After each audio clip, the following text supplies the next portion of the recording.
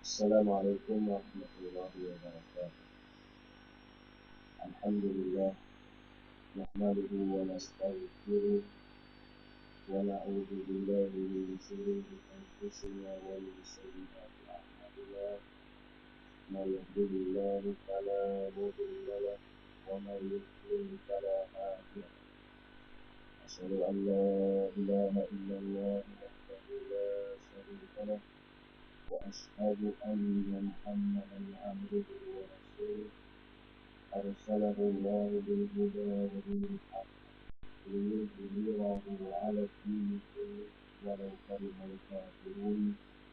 سبحانك لا علم لنا إلا ما علمتنا إنك أنت العليم الحكيم. لا حول ولا قوة إلا بالله العلي. رب اشرح لي صدري ويسر لي أمري واحلل عقدة من لساني يفقهوا قولي. اللهم افتح علينا حكمتك وانشر علينا من خزائن رحمتك يا ارحم الراحمين. اللهم زدنا علما وارزقنا فهما. اللهم صل على سيدنا محمد الفاتح لما أغلق والخاتم لما سبق ناصر الحق بالحق والهادي إلى صراطك المستقيم وعلى آله حق قدره ومقداره العظيم. أما بعد. Tuan-tuan yang dirahmati Allah sekalian, lebih dahulu saya mengingatkan diri saya dan juga tuan-tuan yang berbahagia sekalian agar sentiasa bertakwa kepada Allah dengan melaksanakan segala perintahnya dan menjauhkan segala larangan. Maka berwasiat ataupun berpesan kepada ketakwaan ini hendaklah sentiasa kita lakukan. Mana kita balik selepas salat subuh ini, bila anak-anak kita nak keluar pergi belajar ke sekolah, maka berpesanlah kepada mereka, wahai anakku, ittaqullah haitsu kuntum. Hendaklah kamu bertakwa kepada Allah di mana kamu berada. Hendaklah sentiasa berpesan kepada diri pekerjaan. Tuan-tuan dan puan-puan yang dirahmati Allah, kita menyambung kitab muka surat 299. Qala musannif rahimahullah, 5 perkara buruk penyebab 5 perkara buruk lagi. Yahya bin Mu'adz Ar-Razi berkata, man kafura syaba'uhu kafura lahmuhu wa man kafura lahmuhu kafura syahwatuhu wa man kafurat syahwatuhu kafurat dhunubuhu wa man kafurat dhunubuhu qasa qalbuhu wa man qasa qalbuhu ghariqa fi afaqid dunya wa zinataha. Yahya bin Mu'adz Ar-Razi berkata, siapa yang perutnya sentiasa kenyang, maka banyak daging. Yang kedua, siapa yang banyak dagingnya, maka besar syahwatnya. Yang ketiga, siapa yang besar syahwatnya, maka banyak dosanya. Yang keempat, siapa yang banyak dosanya, maka akan keras hatinya. Yang kelima, siapa yang keras hatinya, maka dia akan tenggelam dalam lautan kehinaan dan kemudahan duniawi. Akan tetapi bukan semua yang banyak makan mengakibatkan perkara seperti di atas. Jika banyak makannya itu disebabkan bekerja keras dan berfikir, itu bukan suatu masalah.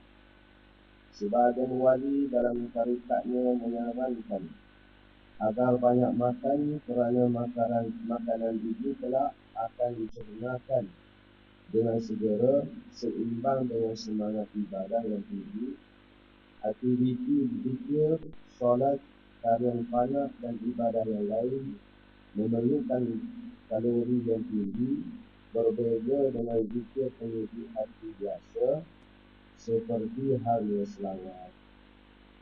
Tuan-tuan dan puan-puan, 5 perkara yang buruk akan menyebabkan 5 perkara yang buruk yang lain. Yang pertama sekali ialah buruknya sentiasa penuh. Buruknya sentiasa penuh dengan makanan. Jadi bila perut sentiasa kenyang, maka dia banyak lagi. Itu adatlah, siapa yang banyak makan maka banyak. Jadi banyak isi. Dah. Dan kalau imam punya kalau banyak makan tu dia boleh pilih. Imam tu. Imam depan ni, imam belakang sama juga. Tidak besar tu. Cyber gitu. Ada manusia yang makan sikit tapi isi dia tu banyak pun ada. Tetapi adatnya orang yang banyak makan maka banyak isi. Ya. Sebenarnya sifat sentiasa kenyang ini sifat yang tidak baik. Sifat buruk. Dan penyebabnya ialah dari isi banyak. Bila isi banyak, katanya daging banyak, maka syahwat besarlah syahwat. Sebab itu kalau ahli zikir, kalau siapa ada ambil tarikat dan sebagainya, ketika contohnya, umpama tarikat Nasabandi, ketika dia bersuluk, dia tidak harus makan daging. Dia hanya makan makanan sayur-sayuran saja. Tetapi ada setengah bukan ahlinya, lalu dia mengatakan itu adalah bid'ah yang sesat yang tidak dikatakan oleh Rasulullah SAW. Masakan orang yang makan buah apple dapat menceritakan keenakan durian. Tak ni yang kita mestikan. Ya? Yang kita mestikan. Yang tidak boleh makan daging ketika kita bersuluk. Sebab apa? Sebab daging ini dia akan menguatkan syahwat kita. Dan bukan kata masyarakat turut Sufiyah ni dia mengharamkan yang halal. Orang yang pergi bersuluk sebab apa? Sebab hati dia ni sakit. Kita pergi ke hospital, tangan patah, tergigit dan sebagainya, sakit jantung dan sebagainya, doktor tak bagi makan benda-benda lemah. Adakah doktor tu haramkan yang halal? Tak. Tapi masalahnya kita tak ada doktor tu haramkan yang halal. Bila kita bersuluk, hati kita sakit tu. Iaitu mazmum bersarang dalam hati kita. Kita pergi bersuluk, nak cari keridhaan Allah untuk membersihkan hati. Lalu kurangkan makan yang berdarah. Di tempoh suluk tersebut saja. Supaya kesembuh penyakit kita selepas kita makanan. Siapa yang besar syahwatnya, maka banyak dosanya. Tak kira lah syahwat apa pun. Maka dia, sebab itulah ada Rasulullah menyatakan bahawa siapa yang dapat memelihara antara dua bibir dan juga antara pusat dan lutut, aku jamin dia masuk surga. Barang siapa yang boleh jaga antara misai dengan janggut dan juga antara pusat dengan lutut, misai Rasulullah jamin dia masuk surga. Iaitu menjaga apa? Lidah dia. Lisan dia ni daripada mengaji, mengumpat, mencaci, bersebarkan perkara yang tidak benar. Yang kedua, menjaga syahwat kemaluan. Maka dia akan masuk dalam syurga. Kerana dua perkara inilah penyebab utama manusia ini tenggelam dalam dosa. Siapa yang keras hati, maka dia akan berjugak bila banyak dosa. Akan kita baca hadis setiap Bani Adam bila melakukan sesuatu dosa, maka satu nokta dalam titik ikan dalam hati. Bila banyak dosa, hati jadi keras. Jadi tuan-tuan dan puan-puan rahimahullah, masalah pemakanan tu kita kena jaga. Hari ni kita lihat mana restoran owner dia bukan Islam, tetapi ada sijil halal saja daripada pihak berkuasa, kita rasa halal tu.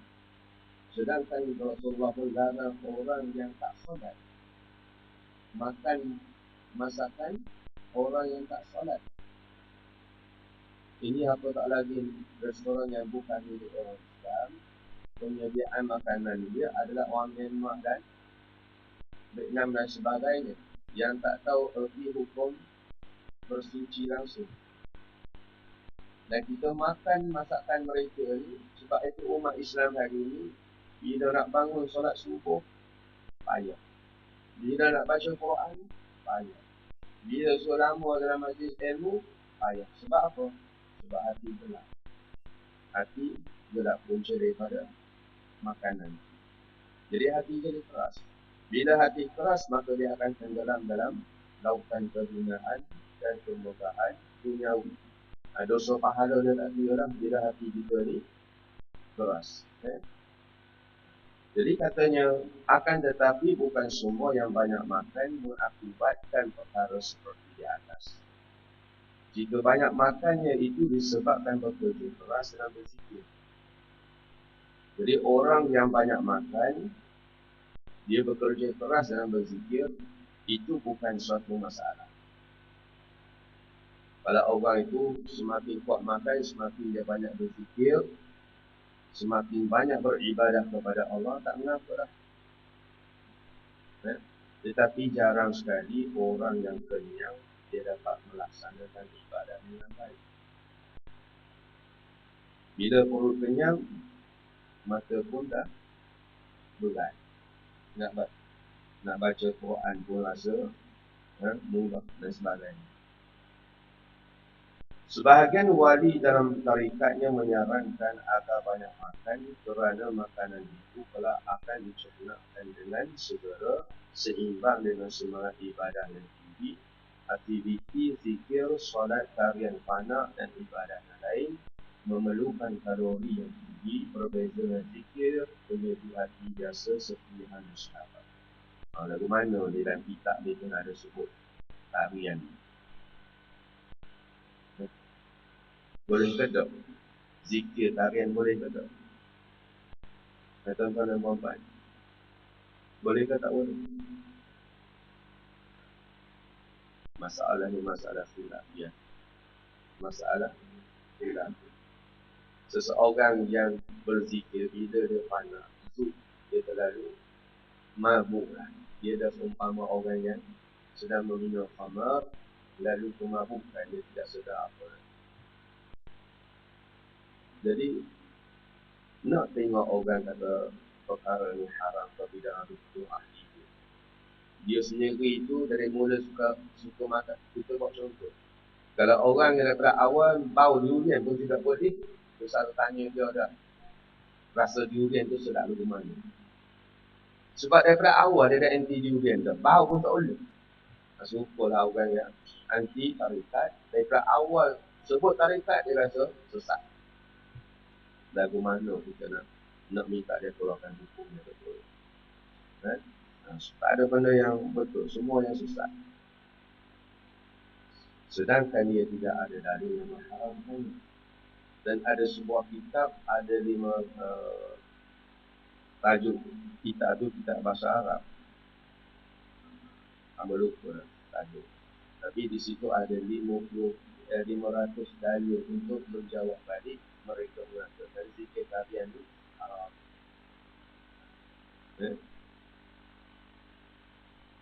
Masalahnya kita dok kata orang berzikir ni untuk qasidah berselawat ni haram. Lepas tu orang nak menari tarian apa semua ke dalam waktu tak ada masalah pun. Oh itu buat apa kita nak pertikaikan, itu memang dah jelas hukumnya haram katanya. Bila hukumnya jelas haram, nasihatkanlah pihak yang berwajib. Tugas kamu bukan dekat orang nak berzikir. Itu masalah khilafiah, dosa kita dah layan lah. Jadi cukup ada. Okay. Cukup ada sekali. Jadi tuan-tuan dan puan-puan rahimahullah, janganlah menjadikan perut kita sentiasa kenyang. Okay.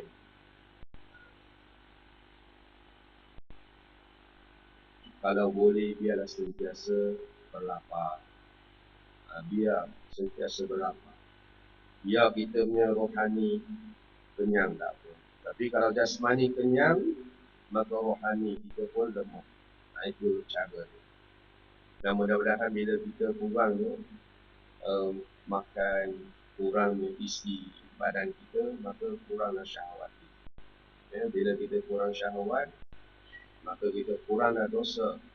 Bila kita kurang dosa, maka hati kita insya-Allah bersih. Ya? Jadi mudah-mudahan kita ni tidak ditenggelam dalam lautan kebinasaan dan kemurkaan Nabi. Semoga Allah pelihara kita daripada segala pelakon-pelakon yang buruk yang dinyatakan oleh Yahya bin Mu'adz. Allah juga tetapkan iman kita, pelihara kita daripada Masihud Dajjal. Jadi tuan-tuan dah amalkan belum surah awal surah Al-Kahfi? Apa ada? Apa ada lagi tuan-tuan dan puan-puan? Apa? Jangan senyum saya, jangan pandang saya senyum itu. Bukan dekat hafal saja, tetapi ambil periktibaran daripada ayat-ayat. InsyaAllah kita akan mengungkapkan masalah Masihud Dajjal insyaAllah pada bulan-bulan akan datang. Sama ada Masihud Dajjal sudah muncul ataupun belum. Masihud Dajjal sudah ada di kalangan manusia zaman hari ini ataupun belum. Jadi kalau hafal saja, tak memahami makna isi dia pun tak jadi. Maksud Rasulullah kita menghafal surah ayat awal supaya kita faham isi dia. Alhamdulillahillazi anzala ala abdihi kitab wa lam yaj'al lahu 'iwaja. Maknanya Al-Quran ini sebuah kitab yang lurus isi dia, yang tidak ada bengkang-bengkok. Dan Quran ini qayyiman liyunzira ba'san syadidan. Apa kan?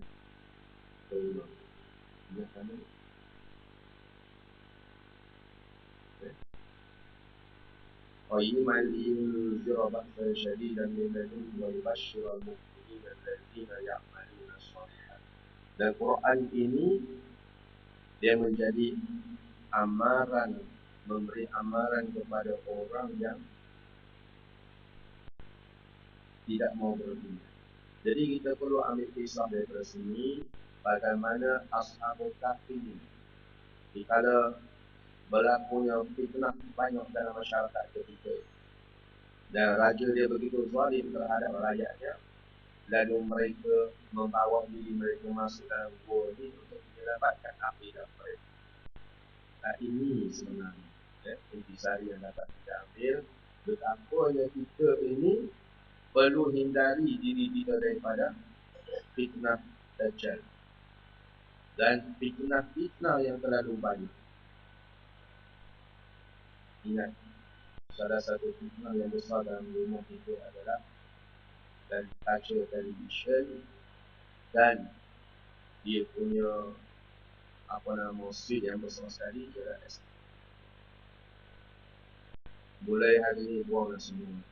Astro salah satu syarikat yang memuja Illuminati dan Freemason. Itu agenda mereka untuk merosakkan anak cucu kita. Tidak ada faedah. Biarlah orang kata kita ni hidup zaman berubah tak. Cara pada television tak. Itu memang akan jadi umat Islam yang berpegang teguh dengan Al-Quran dan Sunnah dia ni asing daripada masyarakat.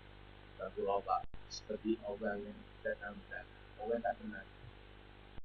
Jangan kita kok nak ikut masyarakat. Masyarakat tak betul kita berikut. Sebab apa? Kalau tak ada SOP dan SOP rumah kita rasa mana? Cuba mana? Mana orang ni tak mana? Itu semua adalah fitnah kuncu-kuncu Masih Dajjal. Mudah-mudahan Allah pelihara iman kita dan menjadikan kita ahli taqwa wa ahli maghfirah. Aqulu qawli hadza wa astaghfirullah li wa lakum. Wassalamualaikum warahmatullahi wabarakatuh. Subhanakallahumma wa bihamdika asyhadu an la ilaha illa anta astaghfiruka wa atubu ilaik. Bismillah.